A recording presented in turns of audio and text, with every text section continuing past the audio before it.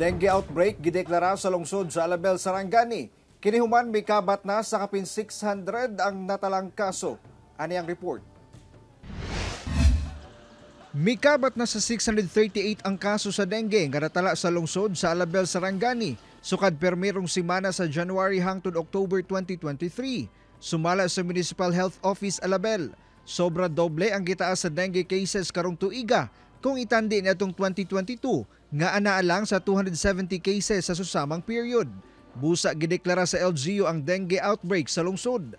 Sa 638 ka kaso, sagad matud pa dinhi mga lalaki nga anaa sa 336 ang ihap, samtang 302 niini mga babae.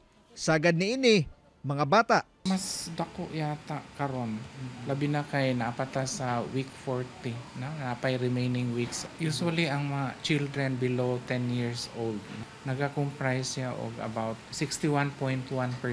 In figure 390 cases. Sa datos sa MHO, sa 14 ka mga barangay sa lungsod, 5 dinhi ang nakatala og sobra 50 ka kaso. Ang barangay poblasyon ang dunay pinakataas nga kaso nga anaa sa 187 dengue cases ug usa ka residente ang namatay.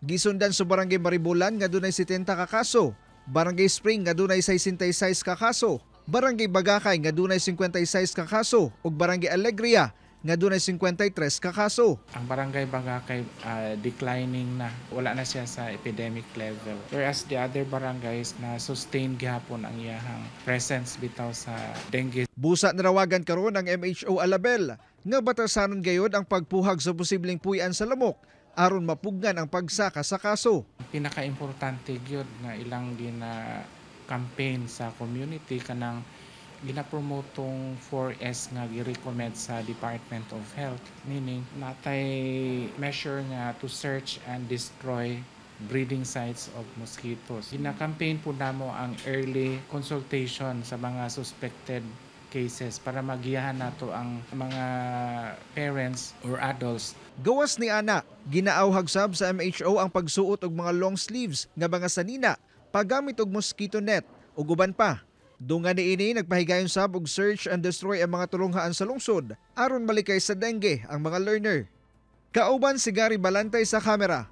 Ako si Jess Tony Humamil para sa At Home with GMA Regional TV.